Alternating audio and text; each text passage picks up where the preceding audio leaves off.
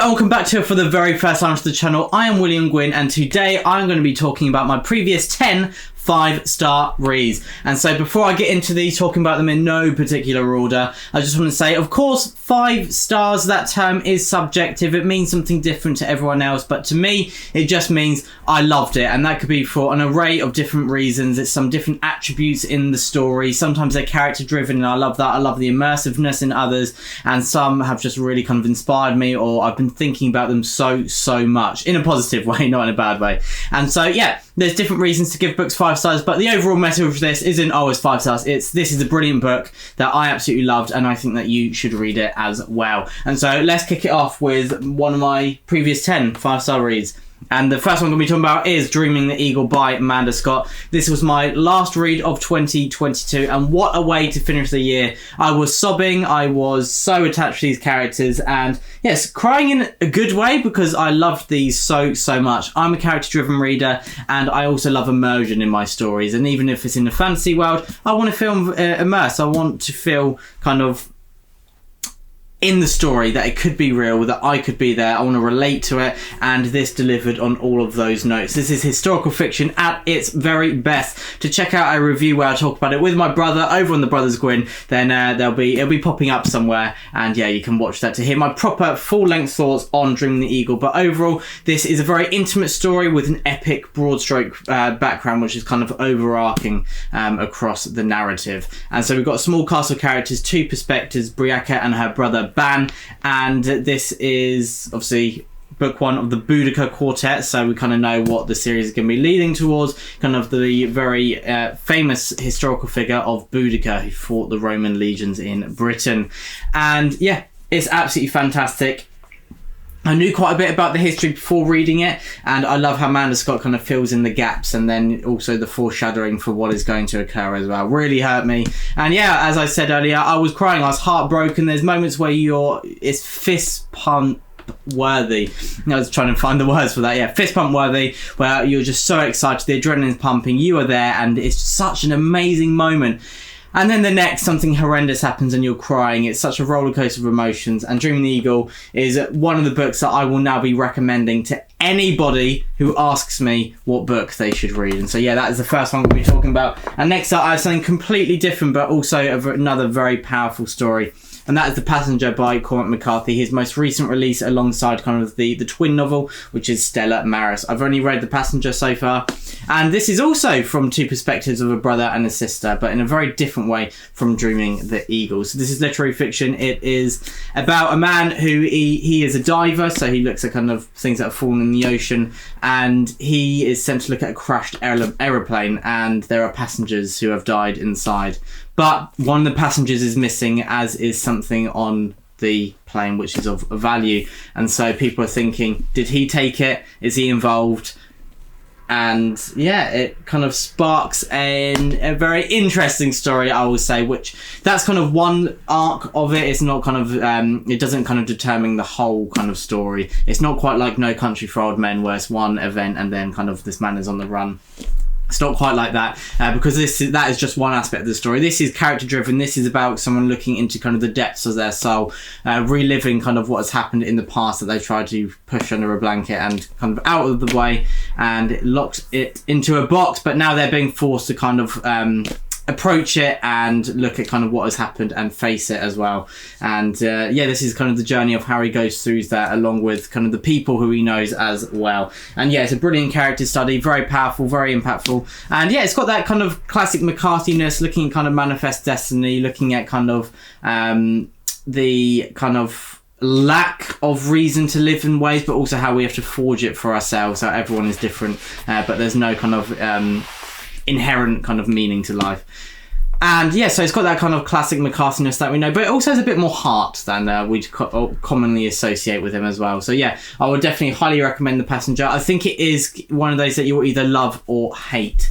And so yeah, if you don't like it within the first 20-30 pages, it's one of those that it's not going to be a book for you. And yeah, that would be a shame, but yeah, it's not one that I'd say push through it.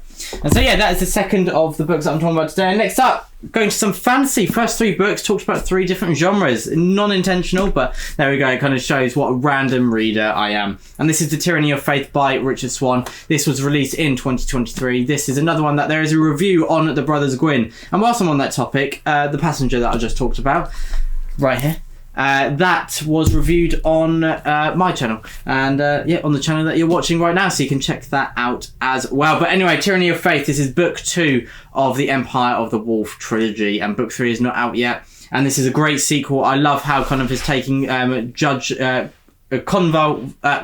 Volt, Judge Von Volt, and he is a brilliant character, and he is judge, jury and executioner in one. So yeah, so Conrad von Volt, he is a fantastic character who is not from his perspective, it's from his kind of cleric or kind of apprentice who he's got next to him. And Helena, she's also brilliant because she's kind of going through a Bildungsroman, but this is a chronicler's tale as she is telling the story of her past. And yeah, I think it's brilliantly done. I love how kind of Tyranny of Faith took what was great about book 1, put us into a different setting where we're taken to the heart of the Sovan Empire, and there are many more mysteries to unravel. And yeah, I love how it's kind of had its own story, but again tied within the wider arc of the series, and I feel the tension rising, and I'm scared what is going to happen further on in the series. Next up, I have some more fantasy, and that is The Way of Adan by Philip Chase, Dr. Fantasy himself. And so yeah, just before I get into it, I just want to be clear that I'm lucky enough to call Philip Chase a friend, and yeah, I've talked to him many times across BookTube and everything book related really, and we've done a few chats with him over on his channel and on the Brothers Gwyn as well. But I believe that it does not affect kind of my judgment of this book. I feel I can still be honest about how I feel about it, and this is a great mix of classic and modern fantasy. I love how it really has those classic fantasy vibes, especially with the approach and language circulating the description of the landscapes, the environment, the setting, and how that feels like a character with and unto itself. I've only read one book by Ursula Le Guin, but it felt a bit like that, a bit of theory or mystical feel to the land that we also see with Tolkien, and I believe they're both very big influences on Philip Chase, so you can kind of see that kind of osmosis of his inspirations kind of filtering into his own very unique work, which is The Way of Adan. And this is self-published, and he's releasing one book every 3 months because he's written them all. And so The Prophet of Adan book 2 will be coming out very soon. And so yeah, it's not one of those that you think, oh, I'm not going to be able to actually read the ending for a few years, so I'll wait to start the series. No, the final book is set to be released this September. So jump on the bandwagon, read The Way of Adan, classic meets modern fantasy with some characters that there are obviously a very good side and bad side, but within that there are very grey characters, many who are kind of unsure of what side to choose. And yeah, there's a lot of kind of use of misinformation, which I really love. It really adds that immersiveness. It's something that in history, every war basically has used misinformation and propaganda, but it's not really shown enough, I think, in the fantasy genre. But yeah, Philip Chase, I think, did a great job of that, and I love kind of the conflicts, the characters, the interactions, and the character development is the best part of this story. And Philip Chase has really smooth, efficient prose that kind of drives it forward, and yeah, gets us immersed in this brilliant book 1 that has really hooked me, and I cannot wait to carry on and find out what happens in The Prophet of Adan, which I will be reading shortly. And so next up, back to some historical fiction, and this is A Night of Flames by Matthew Harvey. This is book 2 of the Time of Swords. I think it's a duology, but I think it will be a trilogy actually, but I'm not 100% sure. And so the premise is, well, for book 1 anyway, is that it's the beginning of the Norse threat on their famous raid on Lindisfarne. And there was a previous raid on English shores, but Lindisfarne is kind of heralded now as kind of the beginning of the Norse Viking threat and conflict on English shores. And so A Time of Swords kind of takes place just in and around and after Lindisfarne, and A Night of Flames continues that story. But we are leaving the English shores and we are journeying to Scandinavia, and I absolutely love that because there's a lot of stories like the Saxon stories, which are a similar time period, and they all take place in England, and they are great books, but I love to see kind of some diversity in the landscape, and A Night of Flames really delivered on that. And Matthew Harvey, he's just really cementing himself as one of the most kind of consistent authors out there for me. I think I've read 6 or 7 books by him now, and every single one has been thoroughly enjoyable, and yeah, such a fun read, but one with depth as well, with a great roller coaster of emotions and characters who are explored really well. And I love kind of the use of the past to feed into the future, and you see and feel real character development, and the consequences of actions really weigh heavily on them, and yeah, that feels very real. And another thing that I think authors that is very hard to encapsulate, but Matthew Harvey does it brilliantly. And Art of Flames, I'd say, is amongst my favourite works of his. And considering that, as I just said, I've enjoyed all of his books that I've read so far, it's pretty high praise from me. And that was released last year, I believe. And next up, I have another 2023 release, but this has not been released yet. I was very lucky to be sent an early copy of The Judas Blossom by Stephen Orion. We will be having a review of this out on the Brothers Gwyn very soon, because there's an embargo and when we could talk about it, and that's been lifted now, so we can, but we want to leave it a bit closer to release to really talk about this book. But this is historical fantasy at its very best. We are thrust into the Mongol Empire, and it is still expanding its borders a few decades after the death of Genghis Khan. And we have multi-POV, and we have characters from all different backgrounds, all different levels of society, and I love kind of that contrast within the characters and kind of the conflicts. But also, one of the best parts of this story is how their different arcs weave in and amongst each other, because you really don't see how they're going to come together, and the final 50-60 pages are just absolutely extraordinary. And Stephen Orion has really utilised his prose to really reflect kind of the time period we're looking at and the setting. Not too much that it feels outlandish, but enough that it really feels immersive. And I've said that word so many times, I'm really sorry, but a common theme between my favourite books, as I said earlier, is immersion. And so yeah, I'm going to talk about it a lot, and Stephen Orion did it absolutely brilliantly, and yeah, he had great characters in the mix as well.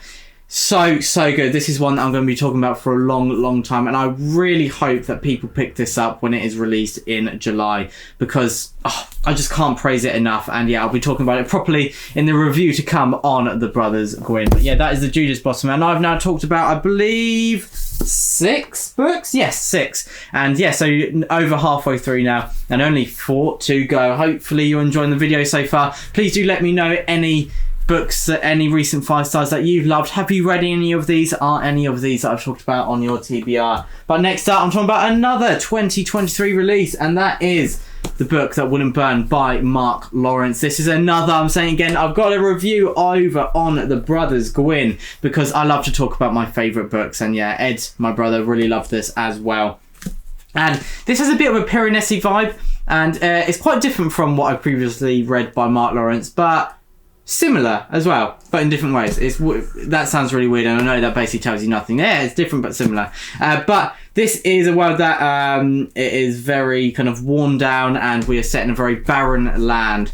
And there is, I'm trying to find ways to say it without spoilers, because one of the best bits of this book is the mysteries and kind of the journey as you're learning about them, discovering them. And part of it, you're not meant to know everything that's going on. It's meant to be like, wait a second, I have no idea, but you're meant to. It doesn't actually take away from the story, but there's a conflict, there's warfare going on, and there's a lot of raids, and we are set in, as I said, a barren land, but there's also a city, which is kind of any kind of survivors are trying to flock to this city, because it can protect them because it has walls. Surprise, surprise. And then we have this Piranesi kind of section where someone is kind of trapped within this space that they don't really know what's outside, but we do. And oh my, it's so hard to talk about. I really want to talk about it more, but yeah, spoilers, I can't. But yeah, please just pick this up and try it, because it's another one of those that you can tell pretty early on whether you're going to love it or not. So I'd say read the first kind of 100 pages, and yeah, I challenge you to not be hooked by this book, because the questions that are kind of portrayed straight away, they had me hooked. I wanted answers, and you're slowly drip-fed, given crumbs throughout the story in a great way, where you're kind of putting the pieces of the puzzle together, and it felt so rewarding when you put it together. And yeah, it was great as well when you kind of got it wrong and then you saw the answers at the end. And there's plenty more to find out, because this is only book 1 of a series to come. But yeah, that is The Book That Wouldn't Burn. And yeah, that is 7 books I've now talked about, and only 3 more to go. And going back to some historical fiction, and this is Yellow Sky Revolt, and this is historical fiction that was recommended to me by Library of Alexandria, Alan, of course. And he did a review of this over on his channel. And yeah, it really engaged me because he said if fans of Dynasty Warriors would love this. And Dynasty Warriors, was like my entire childhood and kind of the romance with the Three Kingdoms. And of course, the history of the Three Kingdoms is very different. And so it's really interesting reading this. And yeah, I know a lot is authentic, but also things have been changed for to suit the story. And I'm fine with that. I don't read historical fiction for 100% authenticity. I think it's fine if a North is kind of open about it as well, that they're doing everything they can to be authentic, but there's a few changes along the way as well, because we don't want to know all the answers. And we're obviously in a period such as the Three Kingdoms, there's not too much recorded that is 100% reliable, and some of these characters have big gaps in their life that we know nothing about.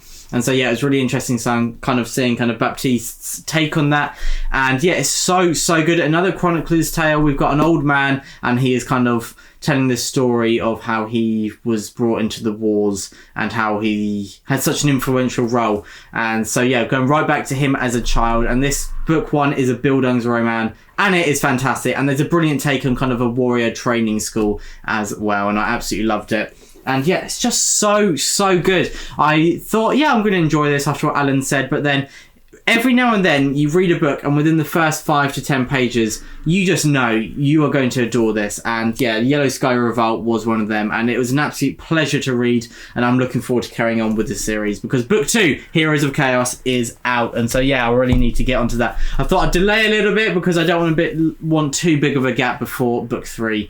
But yeah, I won't be able to resist much longer, I don't think. And now 2 more to go. Next up, back to some fantasy. I have The Malevolent Seven by Sebastien de Castell, another 2023 release. Sebastien de Castell is the author of the Greatcoat and the Spellslinger series, and to Malevolent Seven he brings his same witty humour, which I find absolutely hilarious, and I know a lot of other people do. He brings his great character dynamics, he brings his kind of quirky dialogue and his quirky characters and his very unique plot, which has characters at the heart of the story where we often follow figures, and especially Malevolent Seven, who they do some terrible things and there's a lot of self-loathing and self-deprecation going on, but at their core they are good, and we are rooting for these characters to come out on top.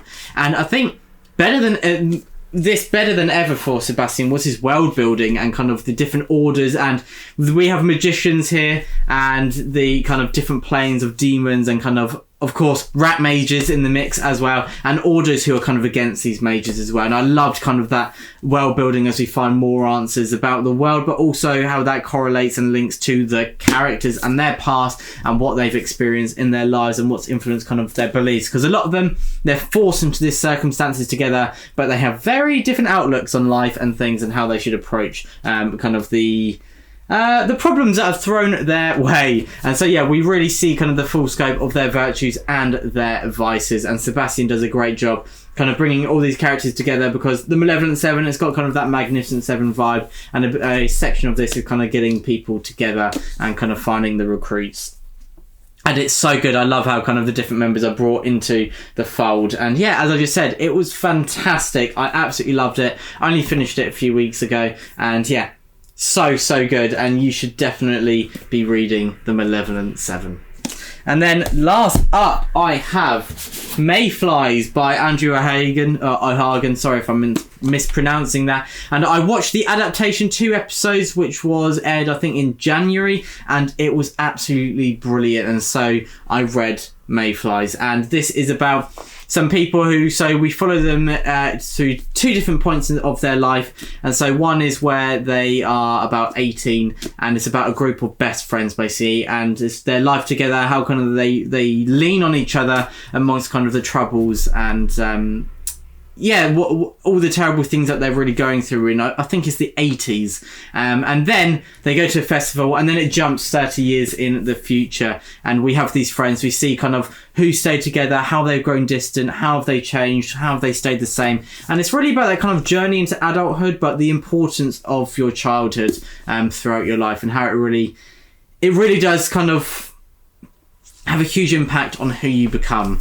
And yeah, also kind of that retrospection as well, looking at kind of life from a very different lens, regrets, but also kind of looking back on the happy memories as well, and kind of that retrospection on a positive and negative note. And Mayflies, Such a fantastic book, and yeah, it's one that will absolutely hook you from the very beginning, and you should definitely read it. It's got its fair share of heartbreak and a lot of very emotional moments, but overall it has a lot of laughter as well. And so yeah, it's a great mix. It's not all just about the depression of kind of these characters' lives. There's a lot of humour, and I love kind of the heart of the story, which is about we need other people and the love for your friends and kind of how they carry you through the terrible things that you endure. And so yeah, Mayfly is absolutely brilliant. And there we go. That is all 10 of my last 5 stars that I have given to these books. And yeah, so all of these, surprise, surprise, I love them, hence why I'm talking about them today. And so as I said earlier, please do let me know if you've read any of these. Let me know if they're on your TBR, and let me know any books that you have recently loved. But everyone, thank you so much for watching, and stay safe.